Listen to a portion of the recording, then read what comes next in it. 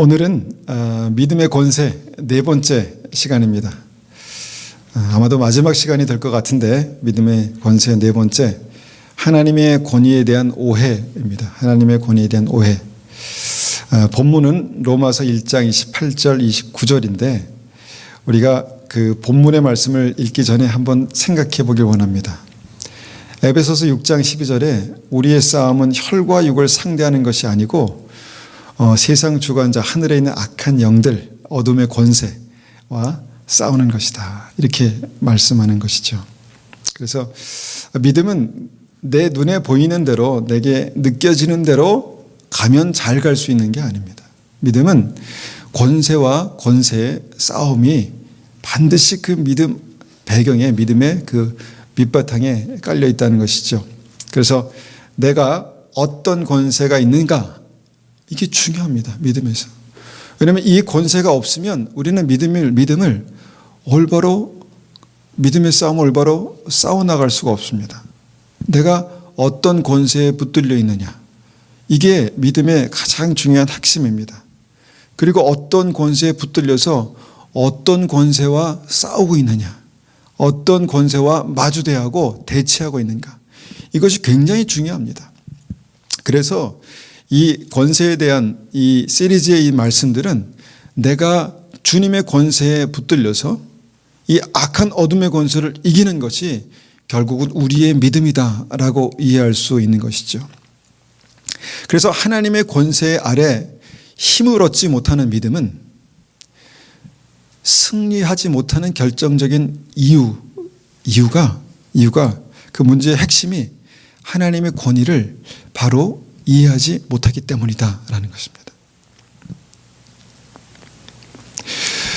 우리는 하나님이 우리를 사랑하시기 때문에, 하나님께서 우리를 붙드시기 때문에 무조건적으로 다 하나님께 맡기면 하나님께서 다 해결해 주실 것이다 라는 정말 그런 믿음이 있습니다. 그런데 오늘 본문의 말씀은 그런 믿음과 함께 우리가 하나님의 권위를 우리가 말씀에서, 하나님 권위를 어떻게 행사하시는가를 말씀에서 한번 찾아보기를 원합니다.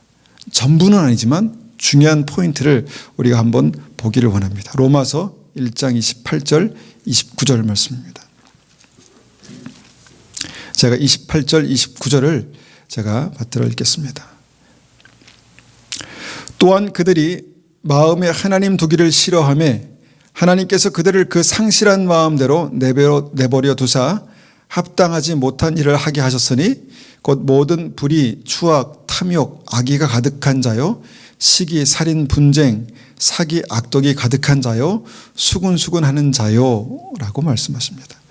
저는 옛날에 어릴 때, 청년 때 이 말씀을 읽으면서 시험 들었던 말씀입니다. 하나님께서 내버려 두셨어? 하나님께서 내버려 두셔? 하나님 그런 분이셔? 이렇게 이제 반문하게 되는 그런 말씀입니다. 제가 주보에다가 이제 이런 질문을 드렸습니다. 주보에다가 사람이 마음에 하나님 두기를 싫어하면, 다른 말로 하나님의 권위를 인정하지 않으면 하나님 어떻게 하실까입니다. 어떻게 하실까요? 하나님의 권위를 인정하지 않으면, 그러니까 하나님을 마음에 두기를 싫어하면 하나님은 어떻게 하실까? 한번 대답해 보십시오. 그냥 개인적으로 우리가 마음에 하나님 두기를 싫어하면 하나님 어떻게 하실까요? 저는 이전에 끝까지 우리를 막 어떻게 해설해도 우리에게 그 하나님을 우리 들어오시는 분이시다라고 그렇게 이제 이해하고 있다가 그게 아니라는 말씀을 제가 이해하면서 굉장히 시험 들었던 말씀 중에 하나입니다. 근데 잘 이해하면 이게 시험이 아니라 정말 우리가 우리의 믿음을 바로 세우는데 굉장히 중요한 말씀입니다. 그들이 마음에 하나님 두기를 싫어하며, 이 말은 하나님이 계시다는 것을 믿지 않았다는 게 아닙니다. 그들이 하나님이 계시다는 것을 믿지 않았다는 게 아닙니다. 이스라엘 백성들의 경우도 그렇죠. 하나님 계심을 알았죠. 하나님이 계시다는 것을 인정했습니다. 그런데 그 마음에 하나님 두기를 싫어했다는 게 뭘까? 그 핵심은 뭐냐면 그들이 하나님의 권위를 그 마음 중심에서 인정하지 않았다는 것입니다.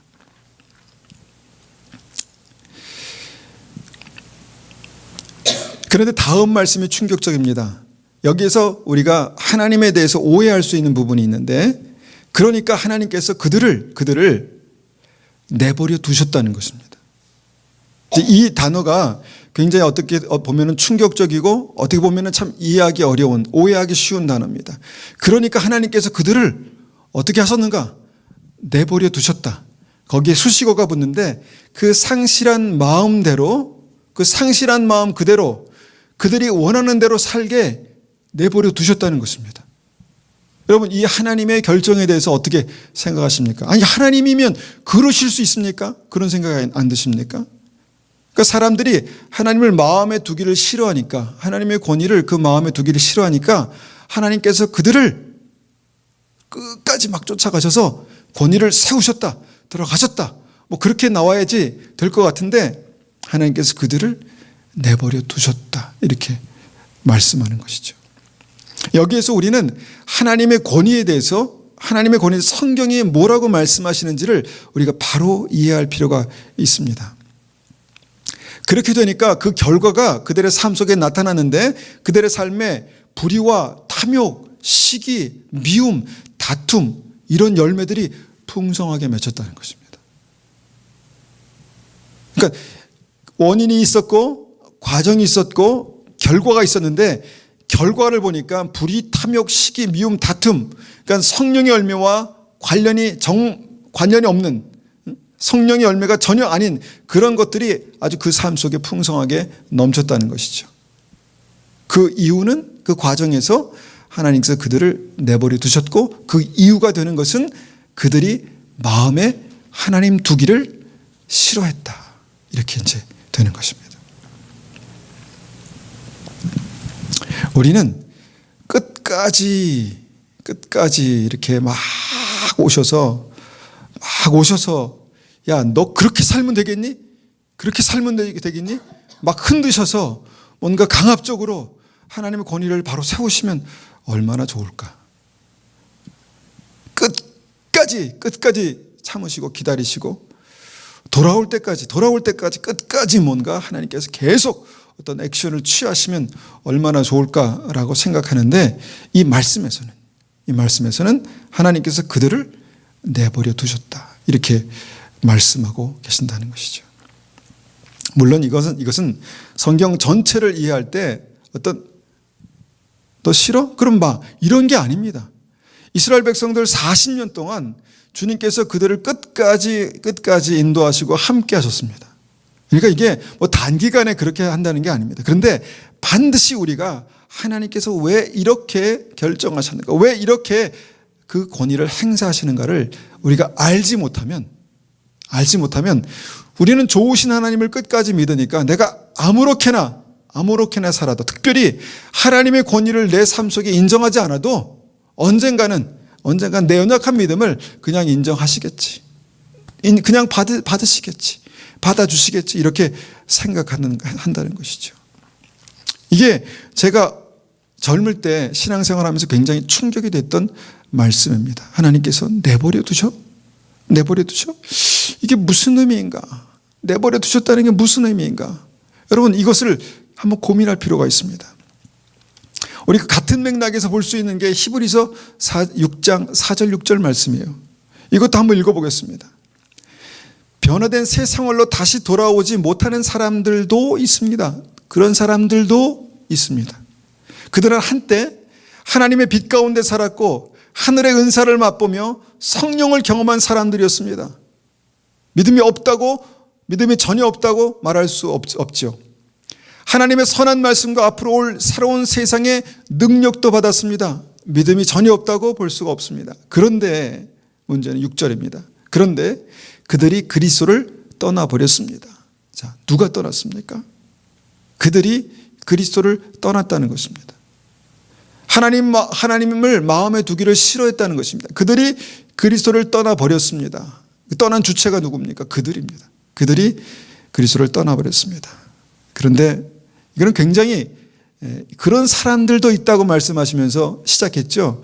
그러니까 굉장히 어떻게 보면 어려운 말씀이지만 가능성 있는 말씀입니다. 이들을 다시 돌이킬 수 있는 방법은 없습니다. 왜냐하면 그들은 하나님의 아들을 다시 십자가에 못 박고 사람들 앞에서 욕되게 했기 때문입니다. 우리가 너무 이걸 쉽게 생각하면 안 돼요. 베드로의 경우 예수님을 욕하고 저주했습니다. 그리고 예수님을 떠나갔습니다. 그랬잖아요. 근데 예수님께서 다시 찾아오셨습니다. 그렇죠? 그렇습니다. 그러니까 이것을 너무 쉽게 생각하면 안 되지만, 그렇지만 주님께서 말씀하신 이 포인트, 같은 맥락에서 우리가 보는 포인트는 뭐냐면 그들이 그리스도를 떠나버리니까 떠나갔더라라는 것입니다. 그러니까 이럴 수 있습니다. 우리는 말씀에서 우리가 하나님에 대해서 생각할 때 그들이 그리스도를 떠나버리면 끝까지 쫓아가서 주님께서 그 목덜미를 잡아가지고 이끄시고 바로 다시 앉히셔서 너 그러면 되겠니? 라고 하셔야 될 것 같은데, 그런데 어떤 포인트에서는 하나님께서 그들이 떠나가니까 그냥 떠나가게 두셨다는 것입니다.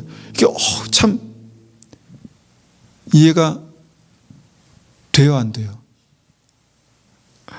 잘 이해가 안 되는 부분입니다. 그래서 많은 사람들은 이것을 그냥 자의적으로 해석하면서 이 사람은 원래부터 구원받지 못한 사람이다, 원래부터 믿음이 없었던 사람이다, 그렇게 말합니다.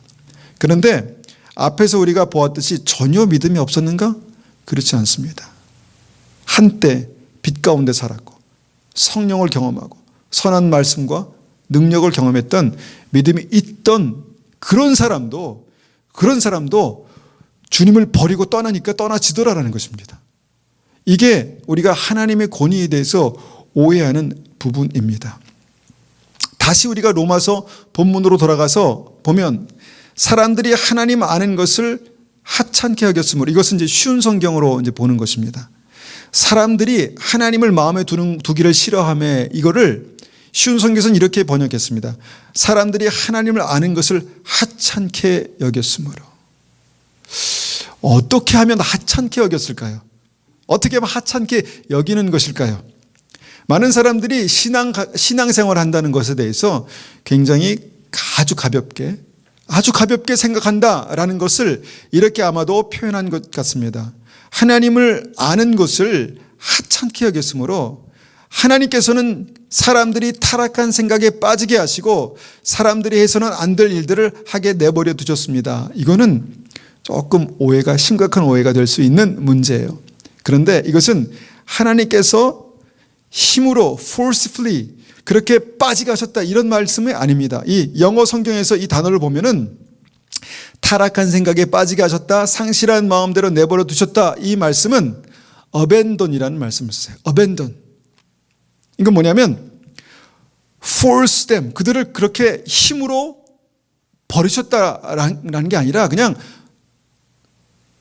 놓으셨다는 것입니다.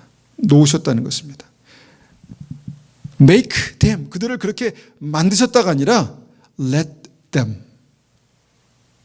them이라는 것입니다. abandon 하셨다는 것입니다. 그런 일이 있을 수 있다는 것입니다. 그것이 믿음입니다. 믿음은 뭐 하나님 앞에 잡히면 끝까지 주님께서 질질 끌고 다니는 그런 게 아니라 나는 하나님 필요 없어 라고 할 수 있는 것이 믿음이다라고 말씀하십니다. 그리고 그 믿음의 결과가 열매로 나타나게 된다는 것이죠. 이 영어 성경에 보니까 제가 발음이 부족하기 때문에 한번 이해하시고 들으시기 바랍니다. Since they thought it foolish to acknowledge God, 하나님을 받아들이는 것, 이해하는 것, 두는 것을 foolish, 어리석은 일이야. 이거는 어느 순간에 그런 생각이 들 수 있다니까요. 이 믿음 갖는다는 거 참 어리석은 일이야 라고 생각할 수 있다니까요. 그러니까 God, He abandoned them to their foolish thinking and let them do things that should never be done. 그들이 하지 말아야 될 일들을 하게 내버려 두셨다는 것입니다. 물론 그 상태에서 다시 회개하고 다시 돌이키면 기회가 있겠지만 그들이 그렇게 해도 나는 그렇게 해도 하나님께서 끝까지 나를 찾아오셔서 흔드셔서 뒤집으셔서 붙드실 거야. 이거는 잘못된 기대입니다. 잘못된 기대입니다. 여기서 핵심은 뭐냐면 God abandoned 될 수 있는 그런 시점이 있다는 것입니다. Let them 그들의 let them go 할 수 있는 시점이 있다는 게 하나님에 대한 권위에 대해서 우리가 하나님의 권위에서 절대로 잊지 말아야 될 것입니다. 많은 사람들은 내가 이렇게 살아도 내가 이렇게 가도 언젠가는 내가 돌아오리라 라고 생각하지만 그렇게 하지 못할 수가 있다는 것입니다. 왜냐하면 이것은 권위의 싸움이기 때문에. 흑암의 권세가 나를 붙들고요 가면은 그리고 내가 그렇게 가기로 결정하면 여러분 그 힘 때문에 여러분 오기가 어려울 수도 있습니다. 그러니까 결국은 내가 결정하는 거예요. 내가 주님 나를 붙들어 주세요. 내가 주님을 그렇게 붙들고 찾으면 주님께서 손 내미실 것입니다. 언제든지. 근데 주님 손 좀 놓으세요. 제발 이 손 좀 놓으세요. 저는 주님을 아는 게 참 식상합니다. 주님을 아는 게 덧없습니다. 시간이 아깝습니다. 라고 놓으면 주님께서는 abandon, let 하신다는 것입니다. 충격이죠. 여기서 핵심은 뭐냐면 하나님은 힘으로 하나님의 권위를 우리에게 세우시는 분이 아니십니다. 이걸 우리가 알아야 합니다. 하나님의 힘으로 강권적으로 우리에게 이것이 나의 권위다라고 세우시는 분이 아니라는 것이 이제 이 핵심 포인트입니다.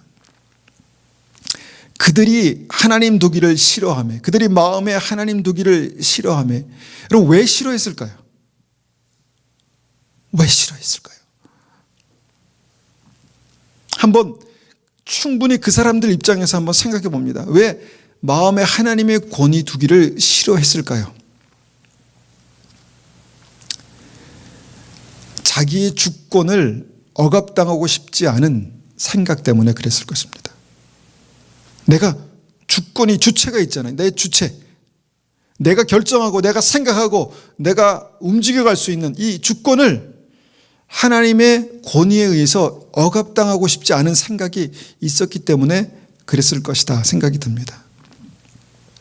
내가 마음대로 할 수 있는 내 자유를 빼앗기고 싶지 않아서 그랬을 것이다 라는 생각이 듭니다. 그러니까 자신의 삶의 주인, 주권. 내가 내 삶의 주인이잖아요. 믿기 전에는 내가 내 삶의 주인입니다. 그 주권을 빼앗기고 싶지 않으니까, 놓치고 싶지 않으니까 하나님의 권위를 인정하지 못하는 것입니다. 여러분 이건 굉장히 어떻게 보면 특별한 게 아니라 그냥 일반적으로 있을 수 있는 일입니다. 내 주권을 빼앗기고 싶지 않아서 하나님의 주권을 내 마음에 두기를 싫어한다는 것입니다.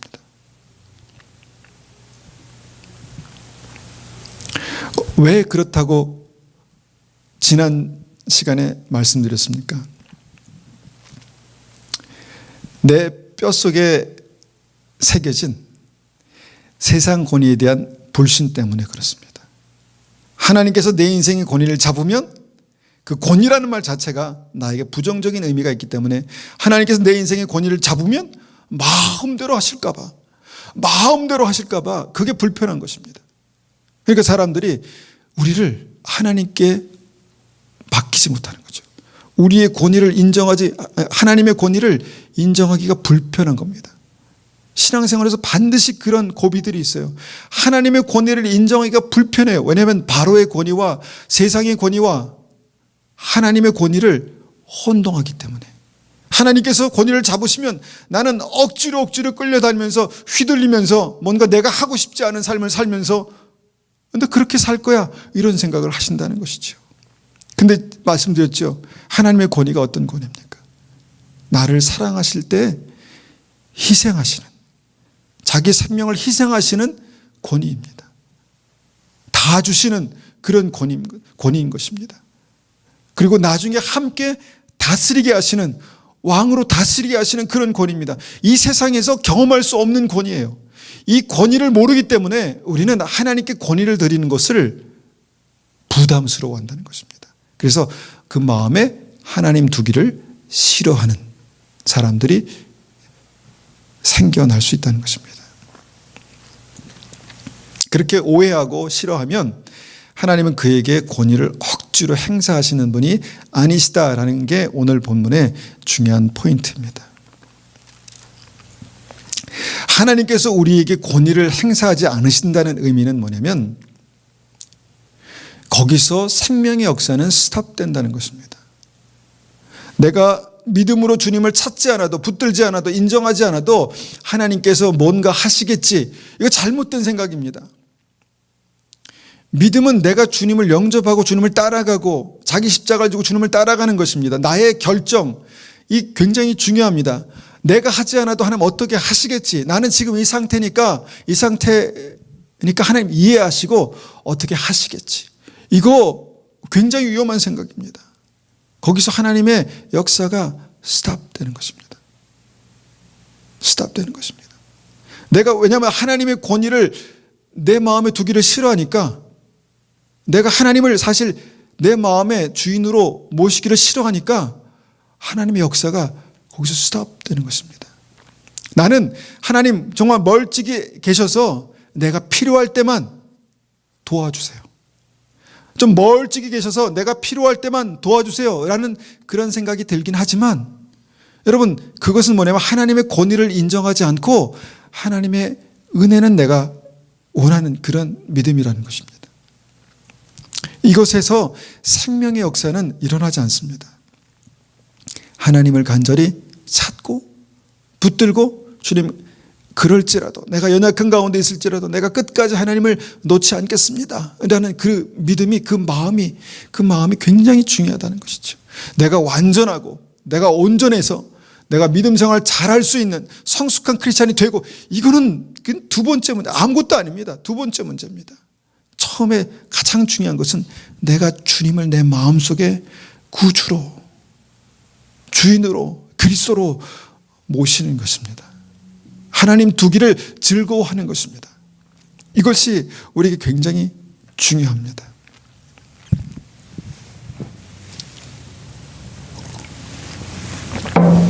여기까지 제가 말씀드리면 굉장히 애매하다 이렇게 말씀하시는 분이 계셔서 한번 구체적으로 한번 적용해 보겠습니다. 자, 내 마음에 하나님의 권위를 하나님 두기를 좋아하는 게 뭘까? 하나님의 권위가 세워지는 게 뭘까? 4주 동안 말씀드렸잖아요. 내 마음에 내 삶에 하나님의 권위를 인정하는 게 뭘까? 한번 생각해 보십시오. 아주 구체적으로. 제 이해가 100% 정확하지 않을 수도 있습니다. 그런데 저는 이것이 굉장히 비슷하게 적용될 수 있는 문제라고 생각합니다. 100%는 아니지만 가깝게 적용될 수 있는 문제라고 생각합니다. 자, 제가요, 이번 주 금요일 날 예배를 드리기 전에 이제 말씀을 준비하고 막 이제 기도하면서 이제 예배를 준비했습니다. 그런데 아침에 연락이 와가지고, 이거 지금 다른 행사를 막 준비하는 사람들이 우리가 그걸 쓰고 있다는 걸 모르고 막 거기다 뭘 잔뜩 갖다 놨대요. 그래서 예배 드릴 수 없는 상태가 됐다 그래서 그것을 우리가 제 사무실에서 드릴 수 없겠냐. 정중하게 이메일도 하고 전화도 하고 부탁을 했습니다. 그래서 사무실에서 드리기가 좀 불편했기 때문에 우리는 막 부르짖고 기도하는 거니까 그럴 수 없겠다 싶어서 제가 찬송 2장과 그 다음에 본문을 드렸습니다. 참석하시는 분들께. 자, 그래서 저는 저녁 때가 돼서 이제 7시 반에 제 아내와 같이 그 찬송을 부르고 그 말씀을 읽고 그 다음에 거기에 제가 보내드린 기도 제목을 가지고 기도를 했습니다. 그런데 그렇게 할 수도 있고 그렇게 안 할 수도 있습니다. 그죠? 그런 자유가 있습니다. 근데 그렇게 한 분들은 왜 그렇게 할까요? 왜 그렇게 할까요? 왜 그렇게 할까요?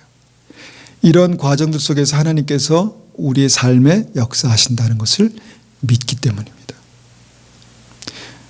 목사를 통해서 예배에 관련돼서 말씀에 관련돼서 주님께서 말씀하신 것을 믿기 때문에 그렇게 하는 것입니다. 물론 안 하는 분들은 다 아니다 이런 말씀이 아니라 구체적으로 우리의 삶 속에 하나님의 권위가 세워진다는 것은 바로 이런 아주 굉장히 작은 일에서 나타나는 것입니다. 우리가 주보에 이번 올해는 안 하지만 이전에 성경 문제들을 계속해서 실어드리면서 꼭 한번 보시라고 말씀드렸는데, 물론 매주 보진 못하지만 이것을 보신 분도 계시고 보시지 않은 분도 계셨을 것입니다. 굉장히 작은 일이지만 보시는 분들은 왜 보셨을까요? 하나님께서 이번 주에 나에게 말씀하신 것이 무엇인가를 확인해 보기 위해서 보셨을 것이고, 보시지 않은 분들은 왜 보시지 않았을까요? 물론 바쁘고 그래서 보시지 않을 수도 있겠지만 그만큼 주님께서 나에게 말씀하실 수 있다라는 하나님의 권위를 내가 그만큼 인정하지 못했기 때문에 그런 게 아닐까 생각합니다. 제가 틀릴 수도 있지만 우리가 주보에 이번 주 말씀을, 우리가 이번 달 말씀을 이렇게 읽습니다. 그리고 주일마다 광고합니다. 그런데 다 읽지는 못하지만 읽으려고 노력하시는 분이 계시고 읽지 못하는 분이 계실 것입니다. 읽으시는 분은 왜 읽으실까요? 제가 무서워서 그렇게 읽으실까요? 아니죠. 하나님께서 이 교회를 통해서 하시는 일들을 인정하기 때문에, 하나님의 권위를 인정하기 때문에 내가 읽는 것입니다. 그러니까 굉장히 아무것도 아니잖아요. 아무것도 아닌데 이게 굉장히 중요한 일입니다. 그렇지 않습니까? 제가 만약에 어떤 죄를 막 그렇게 우리가 해야 됩니다 라고 하면 그렇게 하면 안 됩니다. 그런데 우리가 주님을 간절히 찾고 믿음으로 서기 위해서 우리가 함께 결정하고 이렇게 하는 일들에 같이 동참하는 그 믿음이 뭘까 생각해 보니까 그게 바로 하나님의 권위를 인정하는 것입니다. 하나님께서 하시는 일들을 인정하는 일이라고 생각합니다. 하나님의 말씀은요, 보십시오. 교훈과 책망과 바르게 함과 의로 교육하기에 유익하다 말씀하십니다. 제가 이전에도 한번 그런 말씀 드리겠지만 제가 이 톤을 좀 세게 말씀드려서 그렇게 하시면 안 됩니다. 왜 그렇게 하셨어요? 우리 똑바로 믿음 안에서 똑바로 살아야 합니다. 이렇게 말했다면 여러분 교훈과 책망으로 들을 수 있을까요? 있겠습니까? 아마 그렇게 들으시는 분이 대다수라고 믿습니다. 그런데 교훈과 책망과 바르게 함으로 들을 수 있는 게 하나님의 권위입니다. 주님께서 예배 가운데 믿음 안에서 말씀하시는 것을 내가 그렇게 내가 바로 서야 되겠구나, 내가 온전한 믿음으로 바로 서야 되겠구나 고민하기 시작하는 것이 믿음입니다. 그러니까 내가 하나님의 권위가 내 심령, 내 마음속에 있다면 뭔가가 그것이 우리의 삶 가운데 액티브하게 작용한다는 것이죠. 그것이 믿음입니다. 다시 본문으로 돌아와서 로마서 1장 본문으로 돌아와서 사람들이 하나님의 권위를 마음에 두기 싫어하니까 하나님께서는 어떻게 하셨을까요? 처음부터 그냥 어벤던 하셨습니까? 이건 결과적인 어떤 결론이지만 하나님께서 40년 동안 그들을 그냥 어벤던 하시지 않았습니다. 하나님의 권위를 두기 싫어하는 그 이스라엘 백성들, 홍해에서, 광야에서, 가나안 앞에서 하나님의 권위를 마음에 두기 싫어하는 이스라엘 백성들을 치료하시고 회복하셔야 했습니다. 그렇잖아요. 그러니까 여기서 오해하면 안 된다는 게 이 말씀입니다. 하나님 그냥 무조건 그래? 그러면 시험 관둬. 이게 아니라는 거죠. 주님께서는 계속해서 우리에게 생명을 주시기까지, 그 아들의 생명을 주시기까지 우리에게 찾아오시는 분이십니다. 그런데 결정적인 순간에도 우리가 하나님을 거부하면, 두기 싫어하면 안 된다는 말이지 처음부터 아무것도 안 하신다는 말씀이 아닙니다. 주님께서 아들의 생명을 주시기까지 우리에게 찾아오셨습니다. 40년 동안 그들의 삶 가운데 주님께서 불기둥과 구름 기둥을 거두지 않으셨습니다. 그들과 함께 하셨습니다. 만나와 메추라기를 주님께서 먹여주셨습니다. 가나안으로 인도하셨습니다. 아무것도 하신 일이 하시지 않은 게 아니에요. 그냥 방치하신 게 아니에요. 주님께서 계속해서 일하셨습니다. 어느 순간까지. 40년이 끝나는 그 시점까지. 어느 순간까지. 그들이 거역하고 하나님을 정말 멸시하는 그 순간까지 함께 하셨습니다.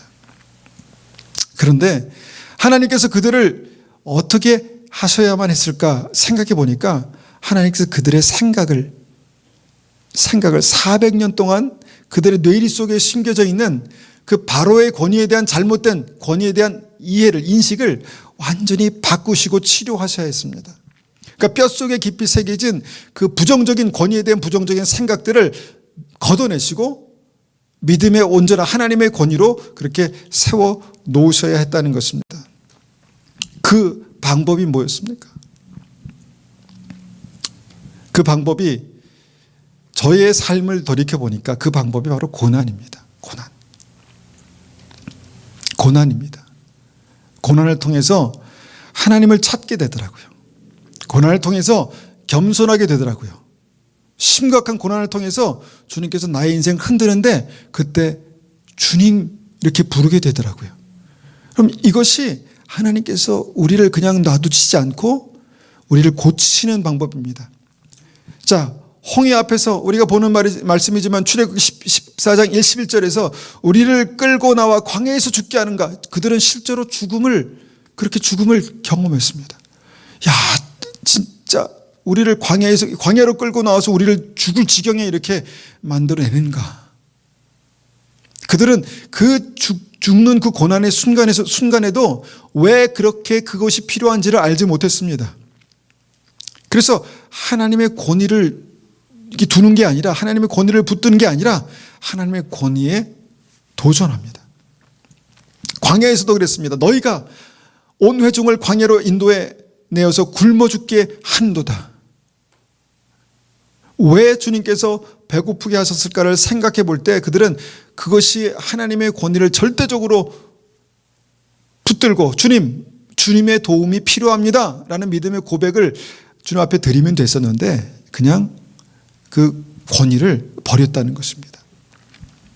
가나안 땅 입구에서도 우리를 그 땅으로 인도하여 칼에 죽게 한다 이렇게 말했다는 것이죠. 여러분, 이 고난이 우리에게 유익한 게 이 고난을 통해서 주님께서 우리에게 권위를 세우시기 원하시는 거예요. 그러니까 우리가 하나님을 두려워하라는 성경에 많은 말씀이 있습니다. 근데 왜 두려워해야 되는가?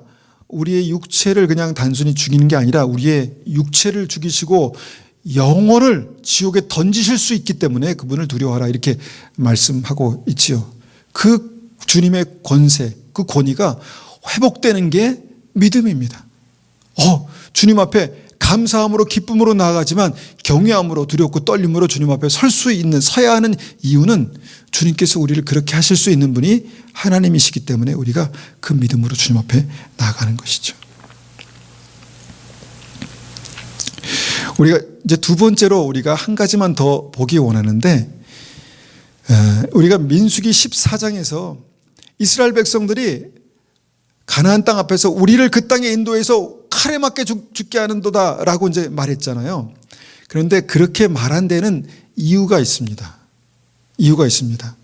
16장에서 그 이유를 이렇게 이제 설명합니다. 그 이유가 뭐냐면 그들의 이스라엘 백성 가운데 고라 자손 외에도 여러 사람들이 있었지만 특별히 고라 자손이라고 대변되는 그 사람들이 같이 있었습니다. 그런데 그 고라 자손에 대해서 하나님께서 뭐라고 민수기 16장에 대해서 말씀하시는지 또 어떻게 주님께서 다루시는지를 볼 수 있는 말씀입니다. 이것도 우리가 오해 없이 말씀을 보는 것이 중요한데 16장 1절입니다. 개정 개역으로 우리가 읽기 때문에 조금 어려울 수 있지만 내용을 잘 보십시오. 레위의 증손 고앗의 손자 이스라엘의 아들 고라와 루벤 자손 엘리압의 아들 다단과 아비람과 벨렛의 아들 온이 당을 짓고 이스라엘 자손 총회에서 택함을 받은 자 곧 회중 가운데 이름 있는 지휘관 250명과 함께 일어나서 모세를 거스리느니라. 그들이 모여서 모세와 아론을 거스러 그들에게 이르되 너희가 분수에 지나도다. 회중이 다 각각 거룩하고 여호와께서도 그들 중에 계시거늘 너희가 어찌하여 여호와의 총회 위에 스스로 높이느냐. 자, 이 상황이 어떤 상황인지 아시겠죠? 그들이 뭐라고 말하냐면 이제 가나안에 들어가려다가 거기에 문제가 생기니까 칼에 죽게 생겼구나 이렇게 생기니까 이제 다른 결정을 하기 위해서 뭔가 이런 얘기를 하는 것이죠. 그들이 모여서 모세와 아론을 거슬러 그들에게 이르되 너희가 분수에 지나도다. 회중이 다 각각 거룩하고 여호와께서 다 그들 중에 계시거늘 너희가 어찌하여 여호와의 총회 위에 스스로 높이느냐. 어떻게 보면 맞는 말 같고 어떻게 보면 좀 문제가 있는 말 같기도 하죠. 그런데 이제 이 문제의 핵심은 이 16장 28절입니다. 28절 모세가 이르되 여호와께서 나를 보내사 이 모든 일을 행하게 하신 것이요 나의 임의로 함이 아닌 줄을 이 일로 말미암아 알리라. 곧 이 사람들이 죽음이 모든 사람과 같고 그들이 당하는 벌이 모든 사람이 당하는 벌과 같으면 여호와께서 나를 보내심이 아니거니와 만일 여호와께서 새 일을 행하사 땅이 입을 열어 이 사람들과 그들의 모든 소유물을 삼켜 산채로 스올에, 이 스올은 지옥이란 말입니다. 스올에 빠지게 하시면 이 사람들이 과연 여호와를 멸시한 것인 줄을 너희가 알리라. 그가 이 모든 말을 마치자마자 그들이 섰던 땅바닥이 갈라지니라. 땅이 그 입을 열어 그들과 그들의 집과 고라에게 속한 모든 사람과 그들의 재물을 삼킴에 그들과 그 모든 재물이 산채로 스올에 빠지며 땅이 그 위에 덮이니 그들이 회중 가운데서 망하니라. 그 주위에 있던 온 이스라엘이 그들의 부르짖음을 듣고 도망하여 이르되 땅이 우리를 삼킬까 두렵다 하였고 여호와께로부터 불이 나와서 분향하는 250명을 불살랐더라. 그러니까 이스라엘의 많은 그 수많은 그 이스라엘 백성들 가운데 고라와 몇몇 사람들의 어떤 이 문제가 결국은 이스라엘 백성들이 믿음으로 바로 서지 못한 그런 어떤 문제였다라는 것을 말씀하시는 부분입니다. 제가 이 말씀을 읽고 이 말씀에 대해서 제가 이제 이 말씀을 금요일 날 사실은 설교하려고 했어요. 근데 금요일 날 못 했는데 그 말씀의 제목을 제가 이렇게 붙여봤습니다. 내 마음속에 하나님의 권위를 무너뜨리는 고라를 몰아내라 라는 그런 말씀으로 제 말씀을 준비했었습니다. 여기 민수기 16장 3절에 그들이 모여서라고 말하는 이 그들이 이제 여기서 고라 자손 이렇게 이제 말하고 있는데 그들이 뭐라고 말하냐면 모세와 아론에게 너희 분수에 지나도다. 그러니까 너희가 너무 오버한다. 너희가 너무 똑같은 사람인데 너무 오버한다. 이렇게 말하고 있었습니다. 회중이 다 각각 거룩하고 여호와께서도 그들 중에 계시거늘. 그러니까 우리와 하나님이 함께 계신 것처럼 너희와 함께 계신 것처럼 우리와도 함께 있고 너를 인도하신 것처럼 나도 인도하거늘 너희가 어찌하여 스스로를 높이느냐 이런 말을 했다는 것입니다. 그러니까 하나님께서 우리와도 함께 하신다. 하나님께서 우리를 인도하신다. 하나님께서 우리의 그 삶을 결정하시고 우리에게도 하나님께서 함께 하시는 그런 권위가 있다라고 이렇게 말하는 것이죠. 이게 맞는 말입니다. 맞는 말이잖아요. 그런데 어떤 부분에서 하나님께서 이들의 어떤 이것을 싫어하셨을까요? 벌하셨을까요? 어떤 부분에서? 이런 추세는요, 하나님께서 우리와도 함께 하신다. 하나님께서 우리를 인도하신다. 그렇기 때문에 하나님께서 우리를 인도하시기 때문에 내가 내 모든 것을 내 스스로 결정한다라는 것은 이 시대에 아주 편만한 믿음에 대한 이해입니다. 왜 이게 나왔냐면 이 만인 제사장론이라는 게 있어요. 만인 제사장론. 성경에 만인 제사장론 이렇게 나와 있지 않지만 우리가 베드로전서 2장 9절에서 여긴 없습니다. 2장 9절에서 너희는 왕 같은 제사장들이요 라는 말씀이 있습니다. 너희는 왕 같은 제사장들이요. 그래서 우리 스스로를 나는 왕 같은 제사장이다 이렇게 이제 이해하는 그런 어떤 신학의 신학적인 이해죠. 성경을 신학적으로 이해하는 것이죠. 그런데 사실은 너희는 왕 같은 제사장들이 아니라 너희는 왕 같은 제사장입니다. 제사장. 그러니까 a royal priesthood 이거예요. 단수예요. 그러니까 너희는 사실은 너희는 복수예요. 너희는 복수고 그 다음에 제사장은 a royal priesthood 이게 단수입니다. 이게 원어의 말씀인데 이거를 그냥 별로 중요하게 생각하지 않으면 중요하지 않지만 굉장히 중요합니다. 왜냐하면 우리가 하나의 제사장이라는 거예요. 세상에 대해서 하나님께 대해서 우리가 그리스도의 몸된 우리가 하나님에 대해서 세상에 대해서 제사장이라는 거예요. 그런데 제사장들이라는 것은 뭐냐면 우리 한 사람 한 사람이 물론 한 사람 한 사람도 우리가 그 믿음을 부인하는 건 아니지만 한 사람 한 사람들이 하나님 앞에 똑같은 제사장이다 이렇게 이제 생각하고 말하는 것입니다. 근데 이게 왜 중요한가? 왜 중요한가 봤더니 지금 이 시대에 많은 사람들이 믿음 생활하면서 하나님 내 위에 하나님밖에 권위자가 없습니다. 물론 그렇게 믿음의 성숙한 믿음을 가지고 내가 생명을 걸고 믿음을 가지기 원하는 사람들이 그렇게 될 수 있습니다. 그런데 이 시대에 많은 사람들이 그냥 믿음을 갖자마자 너희는 왕 같은 제사장이 아니라 제사장들이요 이렇게 하니까 우리는 우리 위에 바로 하나님의 권위밖에 없구나라고 생각하는 것이죠.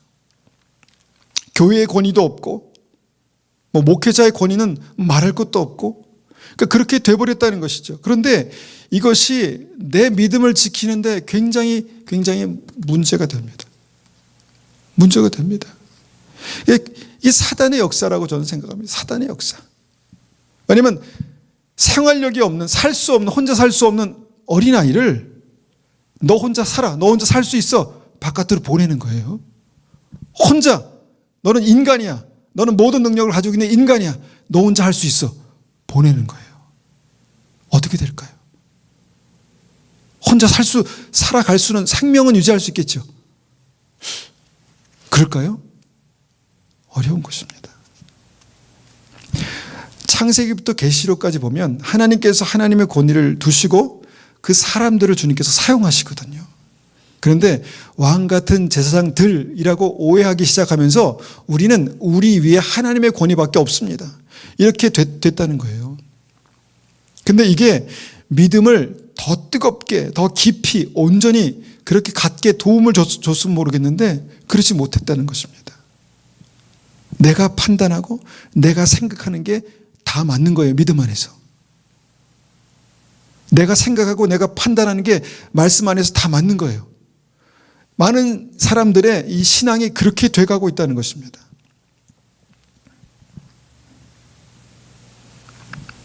이것이 이 레위 자손과 고라의 문제예요. 레위 자손은 하나님을 섬기는 사람들이었습니다. 하나님의 일들을 섬기는 사람들이었습니다. 그리고 하나님께서 그들과도 함께 하셨습니다. 하나님께서 그들과도 함께 하셨습니다. 하나님께서 그들에게도 은혜를 베푸셨습니다. 그런데 그들을 하나님께서 어떤 권위 아래 두셨다는 것입니다. 이것을 이들이 오해하고 있습니다. 이들이 오해했습니다. 나와도 함께 하시는데 내가 지금 이 상황에서 가나안으로 들어가는 것은 잘못된 것이고 다시 애굽으로 돌아오는 게 맞아라는 판단을 내가 생각해 보니까 그게 옳은 판단이었기 때문에 그렇게 했다는 것이죠. 왜냐하면 하나님의 권위가 아니라 내 권위가 그 고라 자손의 이 주권을 잡고 있었다는 것입니다. 하여튼 그 민수기 16장에 보면 고라 자손에게 이런 일들이 생겼습니다. 사실 이거 설교하기 쉬운 말씀은 아니지만 정말 제 자신을 희생해서라도 들으셔야 되는 중요한 말씀이기 때문에 제가 전하는 것입니다. 유다서 말씀 보면 이건 구약의 어떤 사건에 불과하다라고 생각하는 사람들에게 그게 아니다. 이것은 현대 우리 크리스찬들에게도 굉장히 중요한 믿음이다라고 말씀하신 게 바로 이 포인트, 이 대목입니다. 유다서 1장 3절 보면 이렇습니다. 유다서는 한 장밖에 없는 성경이고 유다는 예수님의 예수님의 형제들입니다. 그러니까 성녀로 잉태해서 출생하신 예수님 말고 그 이후에 요셉과 마리아를 통해서 낳은 형제들입니다. 그런데 이제 이 형제들이 예수님에게 뭐 형이라고 하지 않고 예수님을 주님으로 그렇게 이제 말하면서 유다서를 성령의 감동으로 이제 쓰신 거죠. 3절입니다. 사랑하는 친구들이여, 나는 우리가 함께 누리고 있는 구원에 관해 여러분에게 편지 쓰기를 간절히 원했습니다. 자, 첫 번째 편지 쓰는 목적은 구원이었습니다. 그런데 이것이 한 가지가 더 덧붙여졌는데 그것이 뭐냐면, 그러나 이제는 여러분에게 편지 써야 할 다른 이유가 생겼습니다. 그것은 하나님께서 그의 귀한 백성에게 주신 믿음을 여러분이 굳게 지키라는 것입니다. 그러니까 구원에 대해서 굳게 지킬 믿음에 대해서 편지를 쓰고 있다는 것입니다. 하나님께서는 이 믿음을 한 번 주셨고 또 그것을 한 번으로 영원한 것이 되는 것입니다. 자, 이 믿음에 관한 구약의 믿음, 지금의 믿음, 히브리서 만나는 그 믿음을 주셨고 영원한 것이다 이렇게 말씀하시면서 무슨 말씀하시냐면 10절에 이렇게 말씀합니다. 자, 구원과 믿음에 관한 말씀을 하시면서 10절에 이렇게 말씀하십니다. 그러나 이 사람들은 알지도 못하면서 욕을 해대고 있습니다. 이 사람들은 누구냐면 이제 이 교회에 잘못된 가르침을 가지고 왔던 이 잘못된 가르침을 가지고 왔던 사람들에 대해서, 그러니까 이단들에 대해서 말하는 거죠. 이 사람들은 알지도 못하면서 욕을 해대고 있습니다. 조금 아는 것을 가지고 아는 척하며 말 못하는 짐승과 같이 이성이 아닌 감정과 본능으로만 판단합니다. 그들은 바로 그것 때문에 멸망당할 것입니다. 요 앞서서 우리가 읽지는 않았지만 이건 우리가 참 또 다른 설명이 필요하지만 천사들에 대해서 함부로 얘기하는 사람들에 대해서 말하는 것입니다. 지금은 잘 우리가 가르치지 않기 때문에 모르는 거지만 하여튼 하나님에 관해서 함부로 판단하는 사람들에 대해서 말하는 것입니다. 11절, 이게 이제 오늘 이걸 말씀에 읽는 이유입니다. 그들에게 불행이 닥칠 것입니다. 그들은 가인이 간 길을 따라갔고 돈에 눈이 어두워 발람처럼 나쁜 일을 저질렀으며 고라처럼 하나님을 거역하였습니다. 그들은 고라처럼 죽고 말 것입니다. 여기에 이제 다시 고라 얘기가 나옵니다. 그래서 이 고라가 어떤 사람인가 봤더니 민수기 16장에서 그렇게 행동했던 사람들이다라는 것입니다. 특별히 하나님의 권위에 대해서 몰랐던 사람들이다라는 것입니다. 오해했던 사람들이다라고 그렇게 말하고 있습니다. 그러니까 이런 어떤 맥락에서 이 고라에게 행하셨던 하나님의 역사는 옳고 지금도 동일한 것이다라는 말을 하고 있는 것입니다. 자, 권위. 가인은 하나님의 권위를 인정하지 않았습니다. 아마도 하나님께 제사 드릴 때는 양으로 드려야 되는 어떤 그런 하나님의 명령이 있었을 것입니다. 왜냐하면 양을 잡아서 희생해서 옷을 지어주시고 그것이 이제 제사로 연결됐잖아요. 아마도 이건 제 추측입니다. 성경에 그렇게 나오지 않습니다. 그런데 그것을 어기고 뭔가 하나님께 희생 제물을 드려야 되는데 뭐 자기의 소산물, 곡식을 가지고 제사를 드렸을 때 하나님께서 그것을 받지 않으셨던, 거기까지는 좋습니다. 그런데 그것 때문에 하나님께 화가 나서 동생을 죽여버렸습니다. 그러니까 하나님의 권위에 대해서 철저하게 그 권위가 없는 사람입니다. 가인은. 그러면 하나님께 화가 나니까 동생을 죽였거든요. 권위가 세워지지 않았던 사람, 이 가인에 대한 얘기. 발람은 누굽니까? 발람은 긴 얘기를 짧게 하자면 하나님의 권위를 인정하지 않는 제사장이었습니다.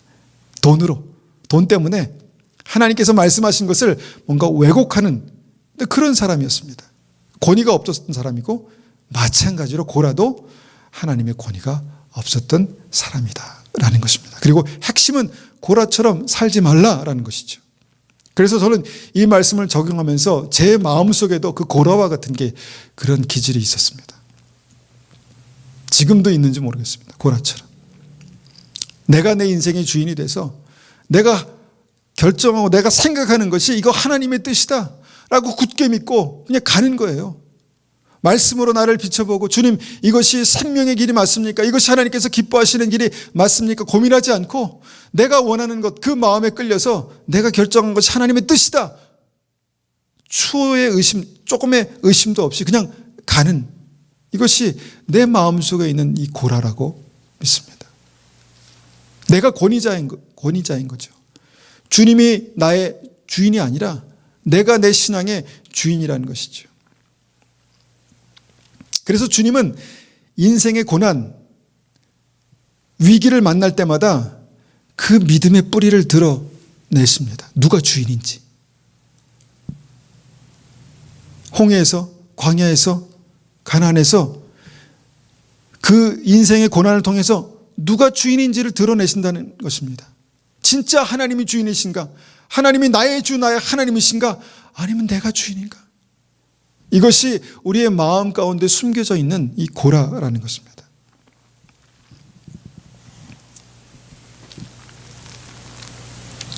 그래서 오늘 말씀을 우리가 두 번째 말씀의 핵심을 우리에게 적용해 본다면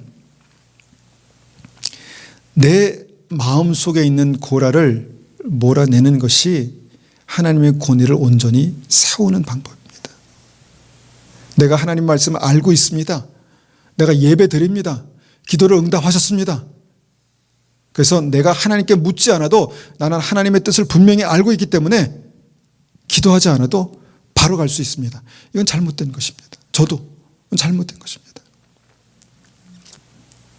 그렇다고 해서 하나님의 권위는 무조건 옳은 것인가? 믿음 안에서 권위는 무조건 옳은 것인가?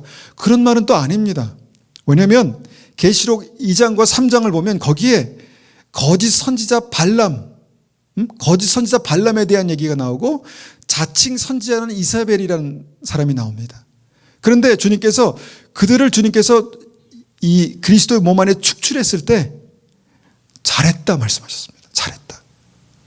그러니까 죄를 부추기고 죄를 옳다고 하는 그 거짓 선지자, 자칭 선지자를 축출해냈을 때 주님께서 잘했다 말씀하셨습니다. 잘했다. 그러니까 무조건적인 어떤 그런 권위에 대한 인정은 아닙니다. 그런데 하나님의 권위가 그들의 삶 가운데 분명히 있을 때 우리는 이 말씀에 균형을 가질 수 있습니다. 무조건 다 몰아내는 게 아니라 무조건 다 끝나는 게 아니라 하나님의 권위가 있고 그다음에 잘못된 것을 걸러낼 수 있는 그 분별력이 있을 때 이 권위에 대한 온전한 이해가 있게 되는 것입니다.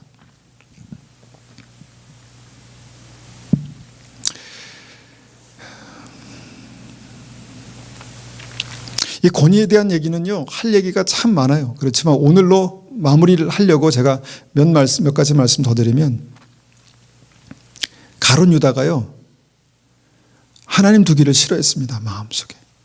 왜냐하면 재정관념이 없는 예수님을 선지자로 인정하고 싶지 않았어요. 그냥 300데나리온 콸콸 쏟아부으니까 그거 팔아서 가난한 사람에게 나눠주면 좋았을 걸. 근데 예수님께서 책망하셨어요. 재정관념이 없는 그 예수님을 선지자로 인정하고 싶지 않았어요. 그래서 팔아버린 거예요. 돈 받고. 이게 이제 가룟 유다에게 예수님의 권위에 대한 태도입니다. 사울 왕, 구약의 사울 왕은 어떻습니까? 시간관념이 없는 선지자 사무엘을 그냥 패싱한 겁니다. 어떻게 지금 전쟁이 있는데 빨리 시간이 와가지고 지금 제사를 드리고 전쟁을 해야 되는데 아직도 안 와? 그러면 제껴. 패싱한 것입니다. 그리고 내가 예배 드릴게. 나도 왕이야. 나도 하나님께 예배 드릴 수 있어. 패싱한 겁니다. 이게 중요한 게 아니라 하나님의 권위에 대한 그 태도가 문제였다는 것입니다. 열왕기서를 읽어보면 왕들이 잘못된 이유가 뭡니까? 내가 왕인데 내가 왕인데. 그리고 하나님의 선지자들을 다 그냥 무시했다는 것입니다. 사단이 왜 사단이 된 줄 아십니까? 사단이 왜 사단이 됐습니까? 자신의 권위를 스스로 높여서 하늘 높은 곳, 하나님 보좌 위에 세우리라 라는 마음을 품기 시작했다는 것이죠. 그러니까 하나님의 권위가 무너지기 시작하면서 사단이 된 것입니다. 그래서 믿음은요, 하나님의 권위가 온전히 세워지는 것이 믿음입니다. 이외에도 할 얘기가 너무너무 많습니다.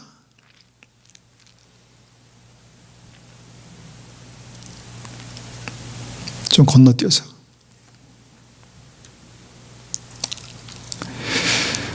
로마서 4장 3절 말씀 보겠습니다.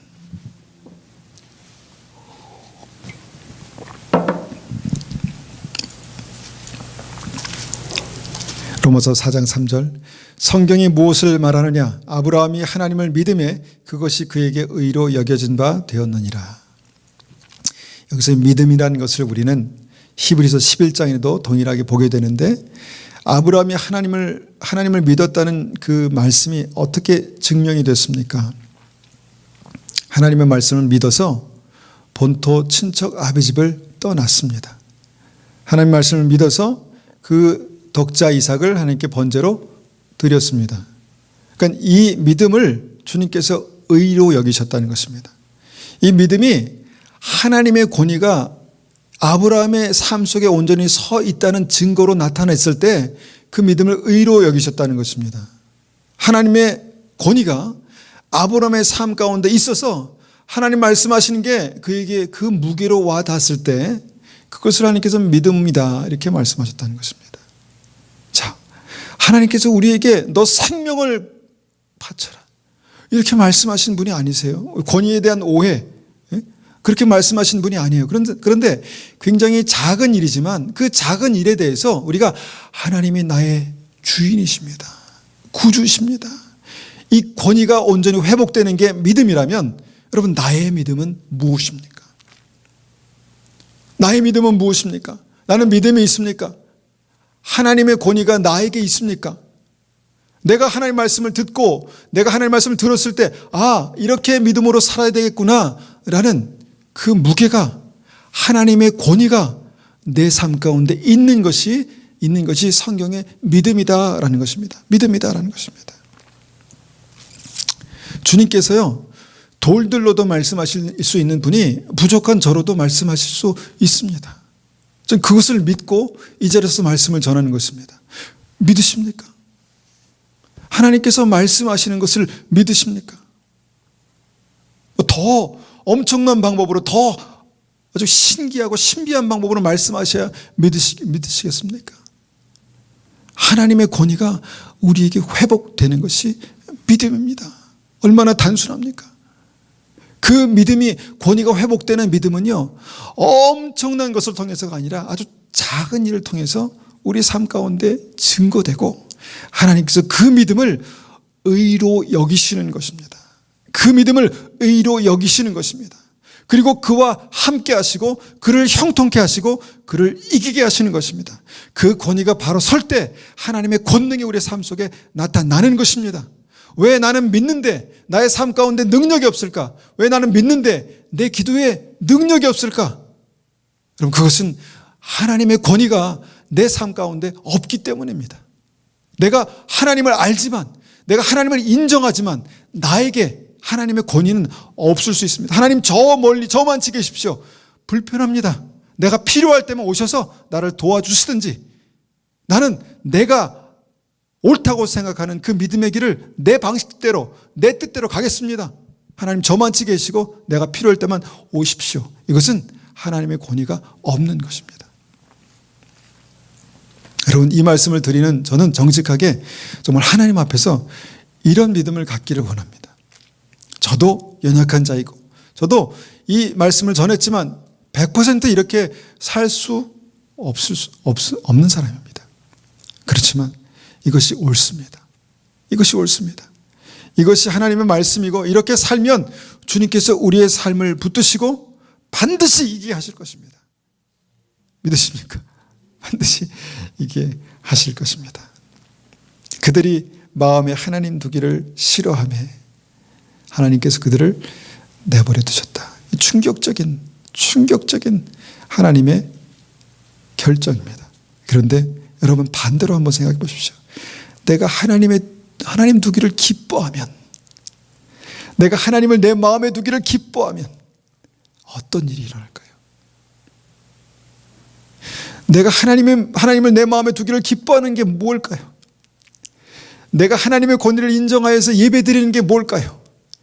그렇게 하면 우리의 삶 가운데 하나님의 은혜가 반드시 나타납니다. 하나님 반드시 역사하십니다. 그런 은혜가 저와 우리 말씀을 들으시는 우리 한 분 한 분에게 반드시 있기를 축원합니다. 우리가 이 시간 한번 같이 기도하겠습니다. 조금 복잡하고 어려운 말씀 같지만 단순합니다. 하나님의 권위가 실제로 내 삶 가운데 세워지는 것이 믿음입니다. 내가 하나님의 인도하심을 받고 내가 기도하면 하나님 응답하시고, 내가 복음을 알고 있고 내가 주님을 믿고 있습니다.